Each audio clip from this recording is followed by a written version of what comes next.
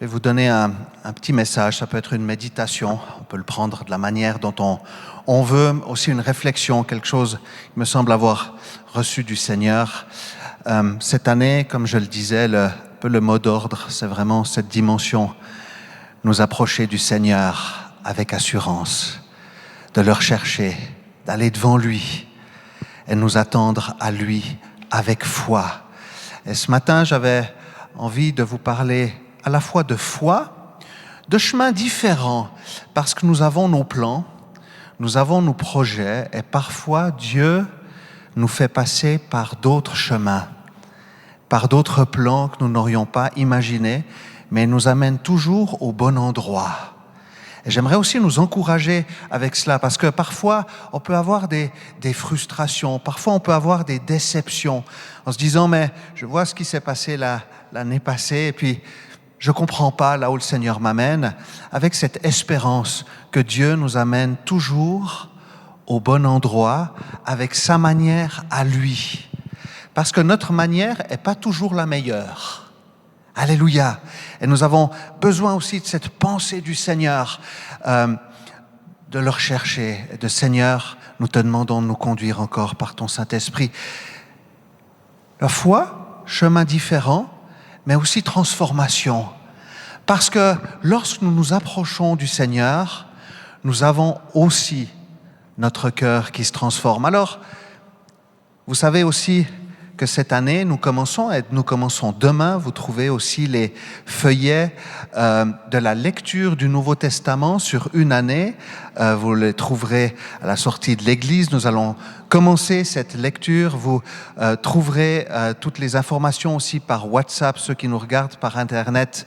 Vous pouvez toujours nous envoyer aussi un petit message via le site ervv.ch et je vous donnerai les infos. Vous recevrez aussi demain, dans le courant de la journée, une courte introduction au livre de Matthieu pour nous donner aussi quelques pistes sur ce livre. Nous allons prendre la lecture de Naaman. Naaman qui est un chef syrien, et puis on va voir un tout petit peu qu'est-ce qui se passe dans ce texte. Et pour ce faire, nous allons dans nos épées de l'Esprit, qui est la parole de Dieu, dans 2 Rois, le chapitre 5. Et nous commençons la lecture, on lira tout le chapitre, mais on commence premièrement par la lecture de 1 à 9, 2 Rois 5, les versets 1 à 9. Je lis dans la version second 21. Naaman, le chef de l'armée du roi de Syrie, jouissait de la faveur et de l'estime de son Seigneur, car c'était par lui que l'Éternel avait donné la victoire aux Syriens. Toutefois, cet homme fort et vaillant était lépreux.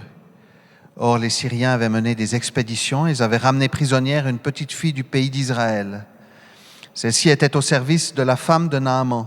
Elle dit à sa maîtresse, « Si seulement mon Seigneur pouvait voir le prophète qui se trouve à Samarie, il le guérirait de sa lèpre. » Naaman alla dire à son Seigneur, « La jeune fille du pays d'Israël a parlé de telle et telle manière. » Le roi de Syrie dit, « Vas-y, rends-toi à Samarie, je vais envoyer une lettre au roi d'Israël. » Naaman partit, prenant avec lui 300 kilos d'argent, 70 d'or et 10 habits de rechange.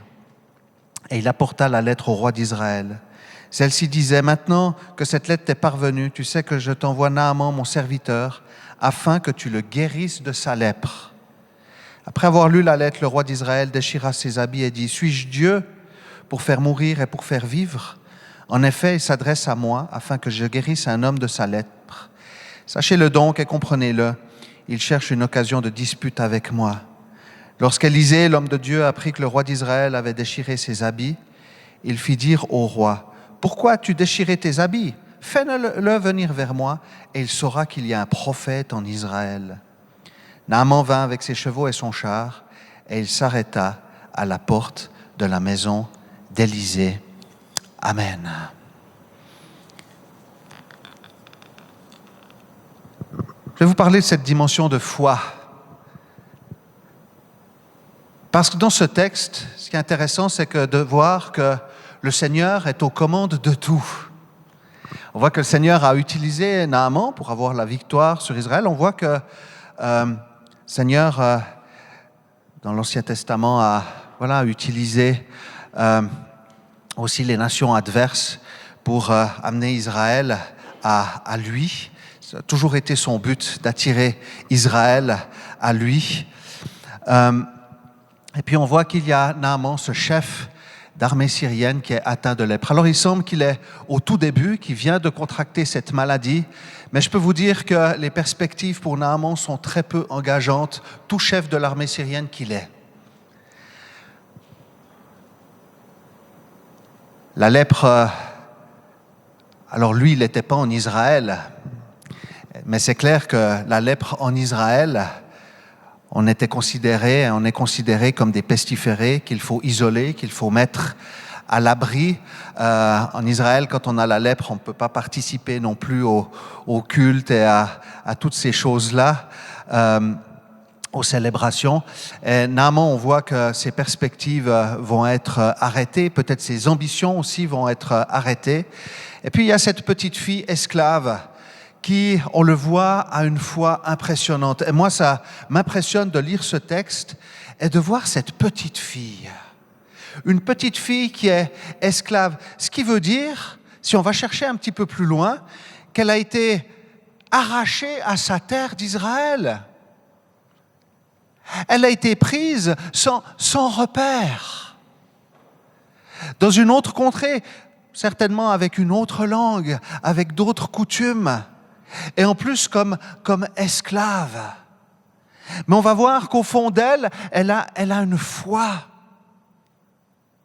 Une foi qui va aller dire à la femme de Naaman, si seulement mon maître pouvait aller voir le prophète. Il faut savoir qu'Élisée, le prophète,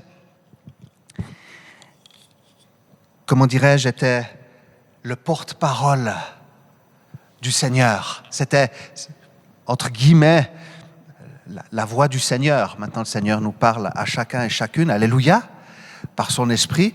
Mais dans le temps de l'Ancien Testament, le Seigneur parlait beaucoup par ses prophètes. Et puis, on voit que cette petite fille a la foi. Et puis, il y a un contraste. Parce qu'on voit cette petite fille qui a la foi, Naaman qui se dit « Pourquoi est-ce que j'essayerais pas ?» qui va parler à son roi, et le roi qui va envoyer une lettre au roi d'Israël. Et on voit que le roi d'Israël va complètement paniquer. Il dit « Mais qui suis-je, moi ?» Il n'est même pas en train de penser à Dieu. « Qui suis-je, moi, pour guérir ce Syrien de sa lèpre ?» Et on voit qu'il commence à déchirer ses vêtements dans un signe aussi de... Voilà, où il se dit, je peux plus rien faire, un signe de désarroi, un signe de désarmement. Et puis Élisée va lui dire, mais envoie-le-moi, pourquoi est-ce que tu as déchiré tes habits? On verra que le Seigneur, par l'intermédiaire d'Élisée, va guérir ensuite ce chef de l'armée syrienne. Mais on voit cette foi, elle fait preuve d'audace. Cette foi de petite fille. Il ne nous a même pas donné son nom, mais elle est consciente et convaincue que Dieu est la réponse à la détresse de Naaman. Elle ne doute pas, va donner son conseil avec foi et confiance. Et cela nous encourage à une foi simple, authentique, mais sûre et fondée dans ce que Dieu nous dit dans sa parole. Cela remet aussi l'Église au milieu du village, revenir à la puissance de l'Évangile. 1 Corinthiens 4,20 dit ceci, le royaume de Dieu ne consiste pas en paroles, mais en puissance. Le Seigneur est capable d'agir surnaturellement au-delà de ce que nous pensons et même demandons. Il attend que nous lui fassions confiance et que nous mettions notre foi en lui. Demandez et vous recevrez. Vous êtes avec moi? J'étais en train de parler avec quelqu'un. Il me parlait de la maladie de Parkinson. Et je sais qu'il y en a qui peuvent être touchés par cette maladie ou par des proches qui ont cette maladie. Et puis, cette personne me parlait de cette maladie de Parkinson qui touchait sa famille. Puis je me disais, mais Seigneur, comment est-ce que tu veux que je lui témoigne que tu peux guérir encore aujourd'hui?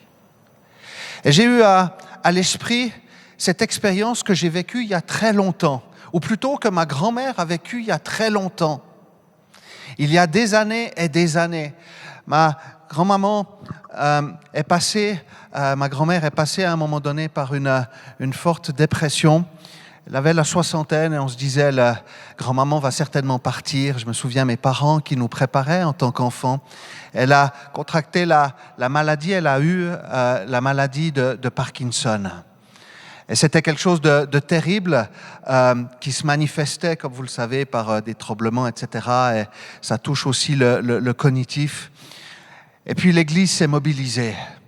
Mon grand-père, qui était pasteur, a mobilisé l'Église et je sais qu'il y a énormément de croyants qui ont prié à droite et à gauche pour ma grand-mère. Et ma grand-mère a été guérie.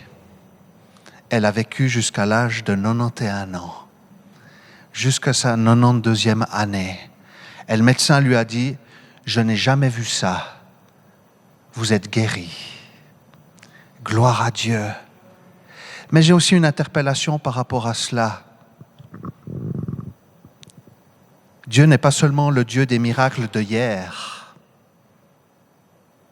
mais Dieu est aussi toujours le même, est le Dieu des miracles d'aujourd'hui et des miracles de demain.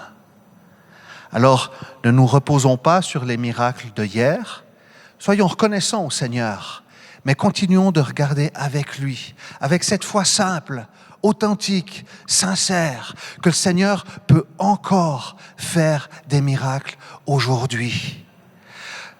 Que nos déceptions, que parfois nos non-réponses ne soient pas un moyen de découragement, mais plutôt de redoublement de prière, de nous approcher du Seigneur, de chercher sa volonté et de lui demander encore d'agir.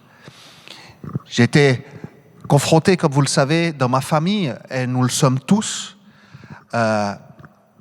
Nous avons tous des difficultés, nous pouvons tous passer par des temps aussi de maladie. Je vois aussi le cancer qui a touché beaucoup ma famille, mais que cela ne nous empêche pas, et cela ne m'empêche pas de continuer à prier aussi pour les personnes qui ont le cancer. Parce que le Seigneur est celui qui peut guérir encore aujourd'hui de tout mal. Le Seigneur est celui qui peut encore sauver les âmes, sauver celles et ceux qui ne lui appartiennent pas. Alors on peut se poser la question par rapport à Naaman, parce que Naaman, il va en Israël. Avait-il une foi sincère? Alors Naaman était païen, d'accord? On se dit certainement, je vais essayer, voir si ça marche.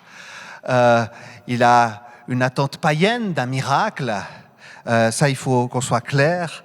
Alors on peut se poser cette question, hein? Avait-il cet élan de foi authentique? Cherchait-il Dieu ou cherchait-il un miracle? On voit que, et on verra aussi que Naaman voulait que tout se passe selon ses règles et selon sa conception. Et puis sa démarche semble plus inspirée par un besoin à satisfaire que par un réel élan de cœur à Dieu. Comme je le disais, Naaman a une attente païenne d'un miracle. Il n'était pas directement convaincu, mais il veut voir par lui-même. Soyons de celles et de ceux qui sommes convaincus, la conviction. Cette petite fille est allée parler à la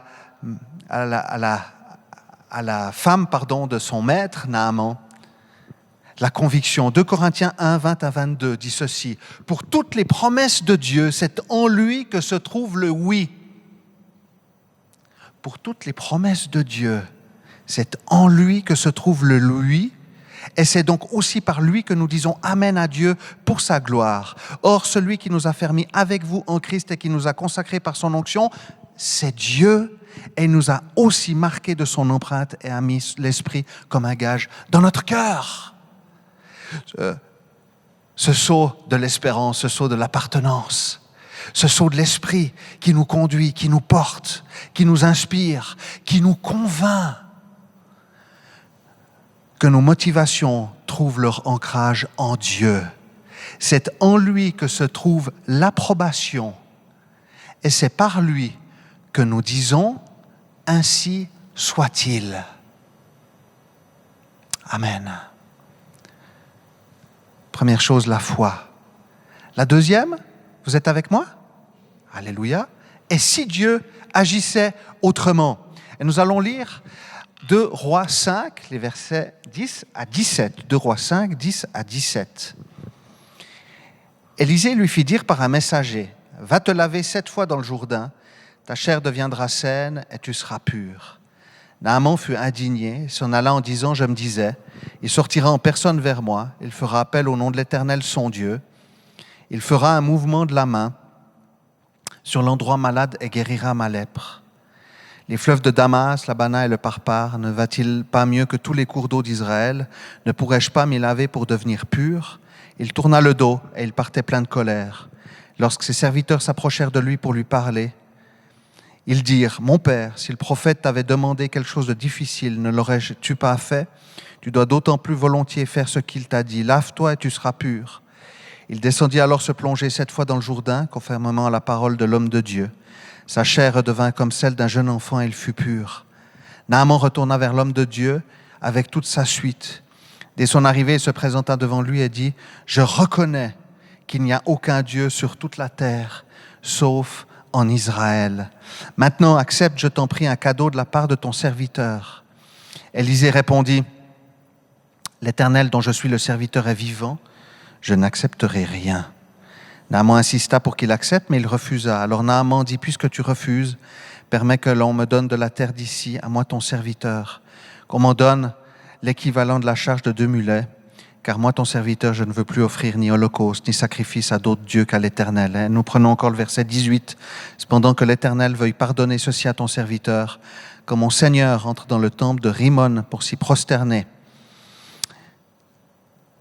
il s'appuie sur ma main, et je m'y prosterne aussi, que l'Éternel veuille bien me pardonner, à moi ton serviteur, lorsque je me prosternerai dans le temple de Rimon. » Élisée lui dit au verset 19, « Pars dans la paix. » Naaman a une idée très précise de la manière dont le Seigneur va agir. Du reste, c'est intéressant, si vous avez remarqué dans le texte, parce qu'il va dire « ton Dieu » ou « votre Dieu », le Dieu d'Israël. Et on verra qu'il y a à la fin une transformation où il va reconnaître vraiment le Dieu d'Israël. Et on peut dire que Naaman s'était fait son petit scénario. Il s'était déjà projeté en disant, le prophète va arriver, le grand prophète, il va mettre sa main, il va y avoir tout un protocole qui va être fait. Et puis en fait, Naaman est en train de se dire, je vais aussi être bien mis en avant. Mais quand Élisée va envoyer son serviteur, Naaman va dire, mais quelle déception, quoi. Mais pour qui me prend-il? Moi qui suis le chef de l'armée des vainqueurs, le chef de l'armée syrienne, pourquoi est-ce que je ne mérite pas un peu plus de considération? Vexation, déception, frustration. Et l'énervement du chef de l'armée syrienne n'est pas anodin parce qu'il est révélateur de son orgueil. D'un côté, Naaman montre son ouverture et son besoin urgent, mais de l'autre côté, il accepte difficilement que son schéma de pensée soit bouleversé de cette manière. Ce qui fait réagir Naaman, c'est pas seulement l'attitude d'Élisée, mais aussi le fait qu'il doit aller se tremper 7 fois dans le Jourdain pour être pur. Il faut savoir que les fleuves dont il est parlé, un des fleuves est surnommé le fleuve d'or, en référence à la pureté des eaux. Ces deux fleuves sont considérés comme des fleuves d'or, comme des eaux pures, tandis que le Jourdain est un peu moins pur, disons qu'au niveau de ses eaux. Le Jourdain, le fleuve national, est pour Israël ce que le Nil est pour l'Égypte, le fleuve sacré représentant la bénédiction divine. Le Jourdain sort limpide, il faut savoir, du lac de Génézareth, mais ne tarde pas à se troubler et prend une couleur brun sale qui provient des alluvions qu'il transporte. Et Naaman s'offusque donc d'avoir à se tremper dans un autre fleuve que le sien, en plus dans un fleuve minable et sale. Quelle humiliation, quelle descente, mais par ce moyen dérisoire en lui-même, inefficace, Naaman doit apprendre que la guérison proviendra d'une autre cause bien supérieure à l'eau du Jourdain et qui agira en vertu de la parole de l'homme de Dieu. Et le Seigneur nous fait emprunter des sentiers qui révèlent où nous en sommes avec lui. Il arrive que le Seigneur contrecarre nos plans, non pas pour nous contrarier, mais surtout pour notre bien, pour que nous changions notre façon de penser et d'agir, finalement, pour que nos cœurs changent.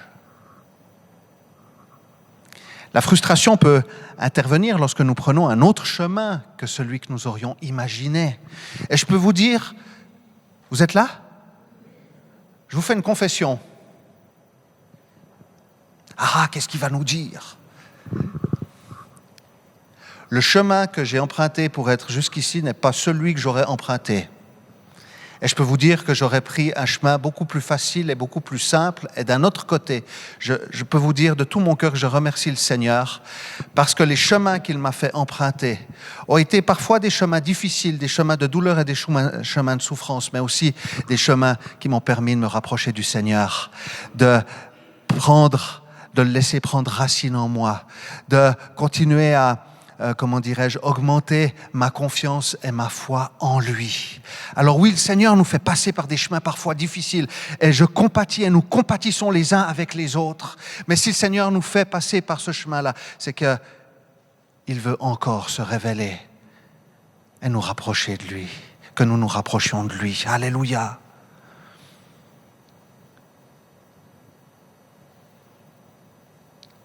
Pour nous interroger lorsque nous demandons quelque chose à Dieu, excusez-moi du terme, à la Naaman, comment réagissons-nous lorsqu'il nous dit autre chose que ce que nous pensions et qu'il semble s'occuper d'autre chose que le sujet pour lequel nous l'approchons?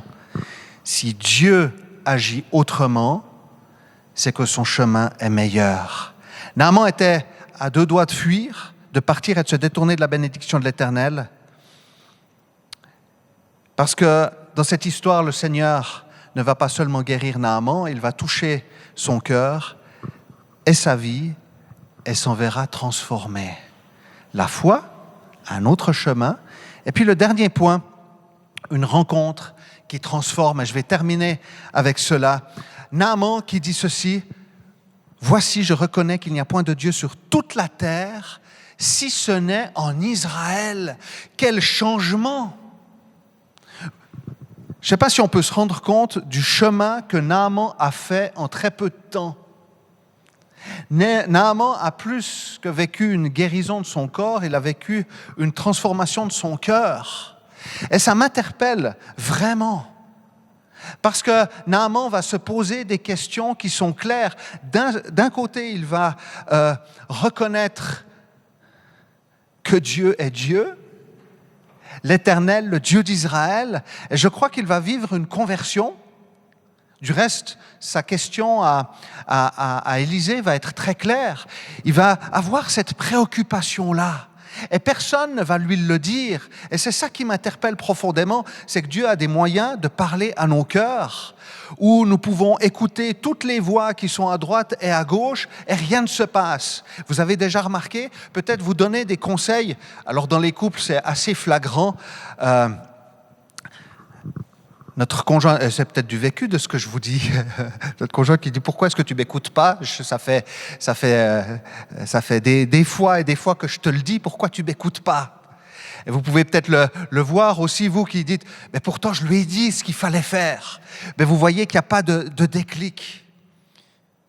Mais on voit que là, chez Naaman, il y a un déclic profond qui se fait, quelque chose à l'intérieur, une prise de conscience. Je pense qu'il a vraiment vécu une rencontre avec Dieu. Parce qu'il va poser cette question à Élisée. Mon maître, donc le roi de Syrie, va se prosterner devant le faux Dieu Rimon.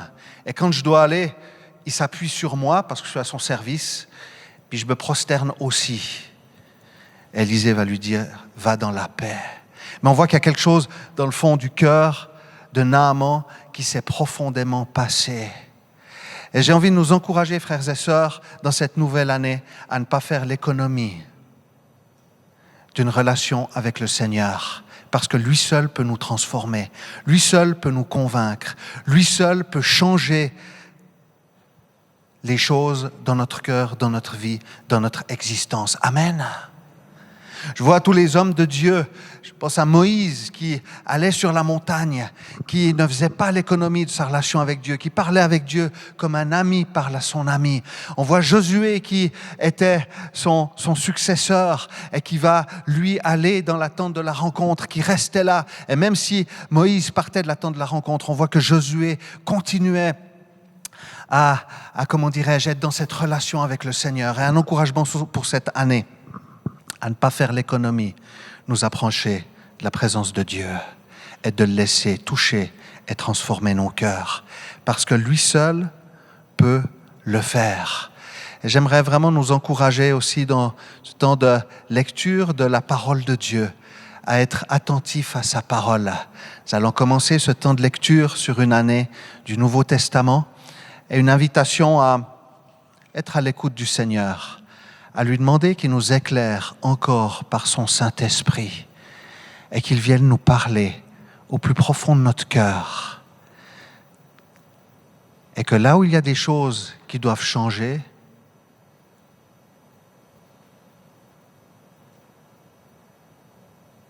elles puissent changer.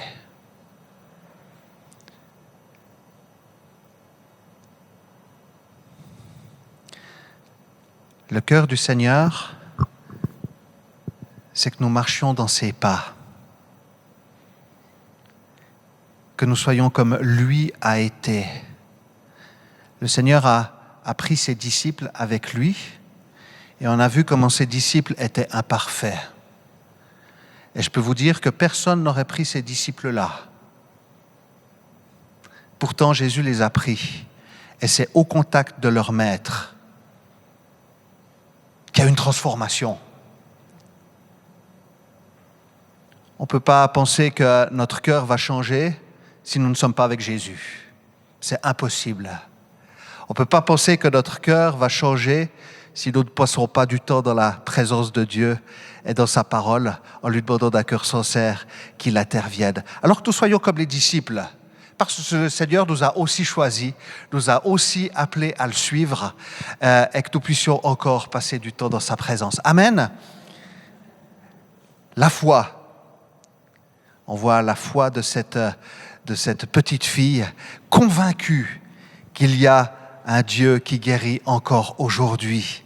La deuxième chose, le Seigneur nous fait passer par d'autres chemins parfois que celui que nous aurions imaginé.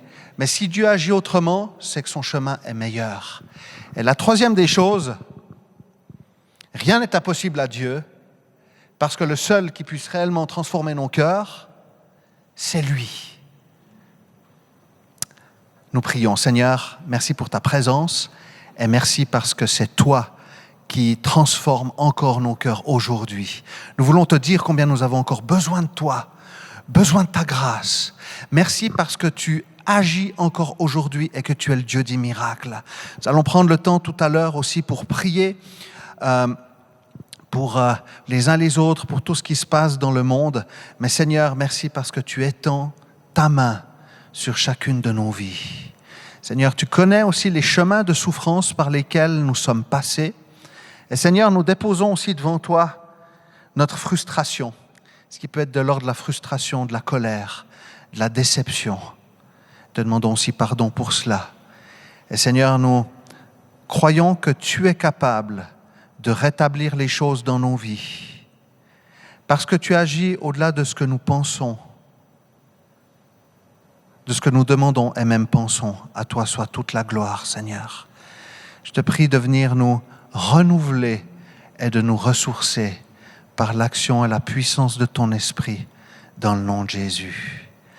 Merci Seigneur parce que tu viens remplir les réservoirs de nos cœurs, que nous soyons débordants de toi, de ta présence, de ta vie, de ton Saint-Esprit, dans le nom de Jésus. Amen.